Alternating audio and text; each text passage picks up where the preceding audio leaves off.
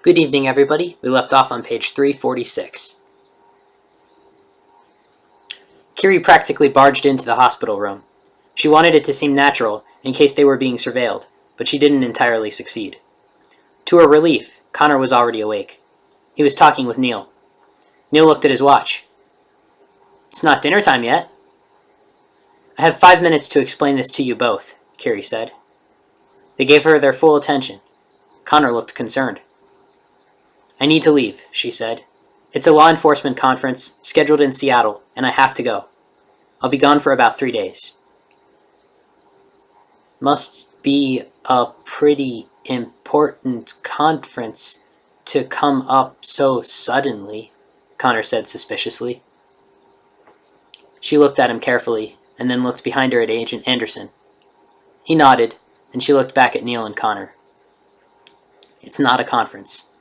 And you've got to trust me. I'll be back in 3 days, and I have to go." Kerry looked at Connor, almost like she was asking his permission. She walked up to his bedside, and he said, "All right, then we'll see you in 3 days. Have fun in Seattle." She hugged him, closing her eyes. "Thank you, Connor," she said. He returned the hug. "You be careful," he said seriously. He really didn't want her to go, and knew that she didn't want to leave either. But she wouldn't be going if she didn't have to. "Promise?" "I'll be careful," she said quietly. "I love you so much." "I love you too," he whispered, and then they released each other. Connor still held her hand as they pulled away. Neil stood and walked over to the door. Kerry held Connor's gaze as she slipped her hand out of his and walked to where Neil was. She had a feeling that Connor knew she was going into danger. Neither one of them liked it, but they accepted it. She looked at Neil. "Kerry..." He didn't know exactly what else to say, but then he realized there was only one thing he could say. "Godspeed." She hugged him briefly and smiled up at him. "You take care of my family now." "For 3 days," he told her.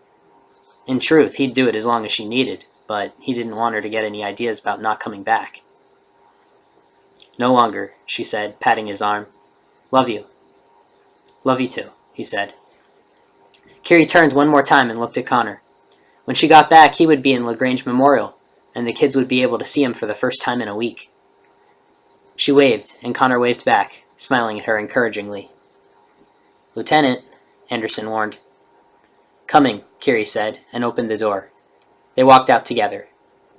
Her goodbye to her parents was quite similar. Her parents called the kids down from the playroom, where they were playing their new game, Heroes of the Sky 2. "Aiden, Patrick, I have to go on a trip. I'll be gone for a few days, but I'll see you as soon as I get back, and we'll go see Daddy together." Aiden and Patrick looked at her and started to whine, but their grandmother hushed them. "You two, this is a very important trip," Kathleen said. Kerry hadn't told her anything, but she could figure out what was going on pretty easily. Kerry was going after whoever had done this to Connor. "I don't want you to go, Mummy," Aiden said, and put his arms around her waist. "Me neither," Patrick agreed. He looked up at his mom, his expression sad. "I don't want to leave," Kerry told them, hugging them both. "But I have to. You have to understand, guys, just for 3 days. I promise." Aiden looked up at her. "Are you going to catch the bad people?" Kerry looked at Anderson. He nodded and said, "Go ahead." She looked back at Aiden and Patrick. "Yes," she answered. "I want to make sure they can't hurt anyone else ever again, and that they pay for what they've done. Do you understand?" They nodded. "Be careful," Patrick told her. She smiled at him. "I will," she said kindly. "You two be good." "We will," they answered simultaneously. "And do everything Neil and Grandma and Grandpa say." They nodded. "Okay," she said, hugging them once more. "We'll miss you," Patrick said. "A whole lot," Aiden added. "I'll miss you guys too. I'll see you in a couple of days, okay?" They nodded. All right. Kerry jogged upstairs and packed her bag quickly. She only took 2 shirts, some undergarments, and her toiletries. It all fit in a backpack, and took her 3 minutes to pack. Anderson was waiting for her downstairs. Her parents were at the door, and Aiden and Patrick waited silently by their side. "Kerry," her father said, looking down at her. Kerry met his eyes.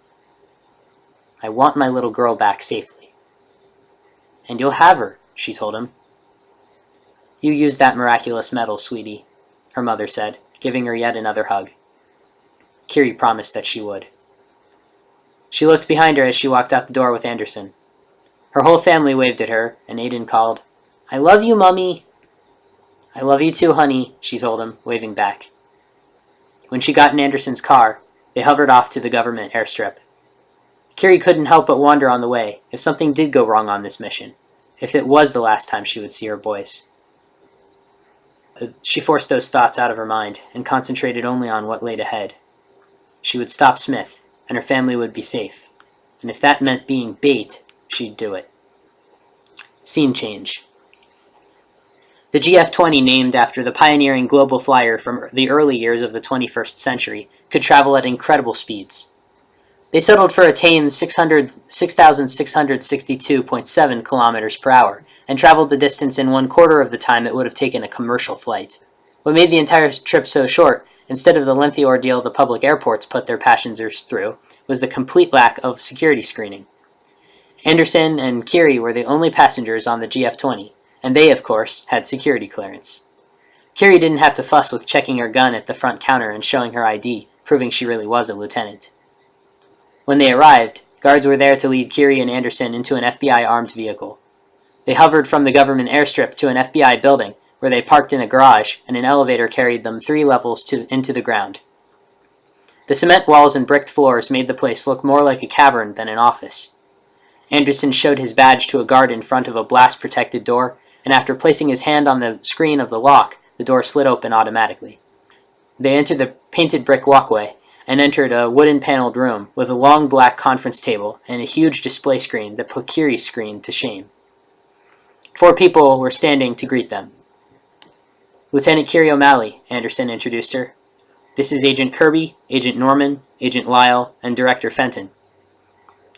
"Nice to meet you," she said, shaking everyone's hand. She couldn't believe that Director Joseph Fenton, current head of the FBI, was here. "Let's get right to work," Director Fenton said, taking his place beside the enormous screen, and Kerry sat down in the black ergonomic chair, but only after the agent sat. She turned her attention to the front of the room. Director Fenton switched the screen on, and a satellite image of the Atlantic Ocean appeared. A grid covered it after Fenton pressed a button on his remote, and when he tapped the screen with his finger, dots appeared in several areas. Circles emanated from each dot. "Based on the path of the wave runner, we believe it ended up somewhere in these areas. We've instructed Hilton Head authorities not to search for it. They told the media they're experiencing a shortage of available ships to search for the wave runner at the moment." "That's the cover story," Anderson whispered to Kerry. Kerry nodded. She had figured that out by herself. Fenton glanced at Anderson, but continued his brief. "Lieutenant, you and Agent Kirby, Agent Norman, and Agent Lyle will all be undercover as military personnel stationed at the Navy base at Bangor." He referred to the closest base in Seattle. "You'll rent a boat tomorrow under the guise of going scuba diving while on a working vacation. Agent Lyle will brief you on the specifics of that at a later time. When you find the location of the wave runner, you'll contact a Coast Guard, and a fast response cutter will meet you there. 5 Navy SEALs, CIA operatives Jack Porter and Derry Hanrick, and NSA agent Nada al-Rahman will disembark in a submersible, invisible to satellite and sonar. Then, once the cutter has towed the wave runner out of sight, the 4 of you will dive down in scuba gear and get to the submersible." "Excuse me," Kerry politely interrupted, "but did we confirm the base is underwater and not on an island?" "We're leaning towards water, but if you don't find anything, you'll resurface, and we'll be tracking your positions." Kerry nodded. "Have you ever dived before, Lieutenant?" Fenton asked her. "No, I can't say I have." "Agent Lyle will brief you on the specifics on your way to Hilton Head." "Okay," Kerry said, a little unsure as to whether it was wise for this to be her very first dive. She let the matter drop, though, and said, "If this is the location of an underwater base, then I would assume that the Wave Runner probably has surveillance capabilities and was abandoned so that Smith could use it as a buoy. Is it moored?" "No, it was drifting," Lyle spoke. "We've tracked its position based on satellite images, and we've been able to speculate around where Smith may have disembarked and dived down." "Thank you, Agent Lyle," Fenton said with a nod. "Lieutenant, do you have any other questions?" Kerry shook her head. "Not at the moment. We're expecting that Smith has hacked into police drones that patrol the area and possibly satellites and other surveillance overhead." "A safe bet," Kerry stated. "She already hacked social services, a home security company, and several other networks. But hopefully this cover will protect us from her noticing anything's amiss." Fenton nodded. "Agent Kirby is the head of this team. He will coordinate with you, Lieutenant. He'll need your expertise on Smith to be able to anticipate her behavior." Kerry nodded to Agent Kirby, and he nodded back. "Agent Norman is an explosives and ballistics expert. She'll work with you as well, Lieutenant. I understand you have some experience with bombs?" "Yes," Kerry answered. 3 years in the bomb squad." Director Fenton nodded, pleased. "Well, that saves us some time. Your knowledge of Smith's specific style of bomb will be crucial. She may rig her base." "It's very likely," Kerry told him. "Agent Nada al-Rahman," Fenton continued, "will be representing the interests of the NSA. They've been after the person responsible for the 617 bombing since it happened 3 years ago, and it's extremely likely that Smith is connected, given what we know about her and her explosives and computer work. Agent al-Rahman also has some experience with diving and underwater recovery. Do you have an underwater recovery CSI on your team, Lieutenant?" "One of my younger CSIs, Sarah Lee, has some training in that area. She hasn't gotten the opportunity to use it often, though." Fenton nodded. "But you're well versed with underwater recovery protocols." "Yes," Kerry told him. "Good," Fenton said. "Both CIA operatives have diving experience, and are here to offer CIA information on Smith and whatever other assistance they can. And the reason for the SEAL's presence is rather obvious. Given that Smith has recently traded with known terrorists, Congress gave the SEALs full jurisdiction of the case. We are more or less along for their ride. We will work together to apprehend Smith and her associates, but she will be turned over to Navy custody and will stand before a military commission instead of a civil trial." Kerry nodded. "Okay, the 4 of you will get on another GF-20 shortly. Agent Anderson will return to Chicago to continue his duties. I understand that a Lieutenant..." Fenton looked at an electronic pad on the table. "Lieutenant Tillman is in charge at the moment?" "That's correct," Kerry said. "Does your team understand that you're not to be contacted?" "They do. They'll continue on with their investigations until I get back. They've been instructed not to do anything more with Taylor Smith." They were currently busy trying to prevent a possible terrorist attack in Chicago and attempting to track down loose ends on the Warren kidnapping. Fenton nodded. "Thank you, Lieutenant. We appreciate you joining the team, especially under the circumstances." Kerry smiled slightly. "I don't think I'd be able to sleep at night unless I did, Director." Fenton returned her smile and turned the screen off. "Agent Kirby will brief you on the rest. You need to leave, or you'll miss your plane. So it doesn't look suspicious, the plane is going to take its time and won't land in South Carolina. You'll drive to Hilton Head, and you'll stay overnight before you embark tomorrow morning out on the Atlantic." Kerry nodded, understanding. She and the agent stood, and she shook Fenton's hand. He told them Godspeed, and Agent Kirby led the way out of the room. Anderson came with them as they walked back to the airstrip. A different GF-20 was waiting for them. The quiet plane sat with its stairwell lowered, and Kerry's backpack had already been loaded into the cargo hold. 2 armed guards stood outside in the pouring rain. "I need to get to my flight," Anderson told her, and pointed down the airstrip to a small plane that looked like it was civilian, but obviously wasn't. His voice was raised to speak over the downpour. Kerry held out her hand. "I'll see you in 3 days, Anderson. Thanks for all your help." "Just doing my job." He shook her hand with a smile. "See you in 3 days. Good luck." They boarded the plane, and Agent Lyle and Kerry became fast friends. Chris was a light brown-haired, hazel-eyed man in his early 30s, who had an infectious, childlike passion for the water. He briefed Kerry on all the details of how to dive, what to expect, and some emergency tips. Kerry thought he acted rather like a doctor, telling a patient what they were going to go through, and assuring them that it wouldn't be painful. She was almost convinced it would be fun the way he described it. His eyes lit up when he talked about diving, and the view underwater. He sounded like Greg talking about his favorite science fiction shows. Agent Kirby was about Kerry's age. He had brown hair and graying temples, and had a no-nonsense look to him. Agent Norman was slightly taller than Kerry, with long, dark brown hair tied tightly into a bun. She was all business and remembered, to textbook accuracy, details about almost every kind of weaponry in existence. Kerry detected that she was an excellent strategist as well, based on what she said about Toronto. 6 years ago in Toronto, Lyle informed Kerry, Norman led a team in what was one of the best planned raids on a gang stronghold for the past 20 years.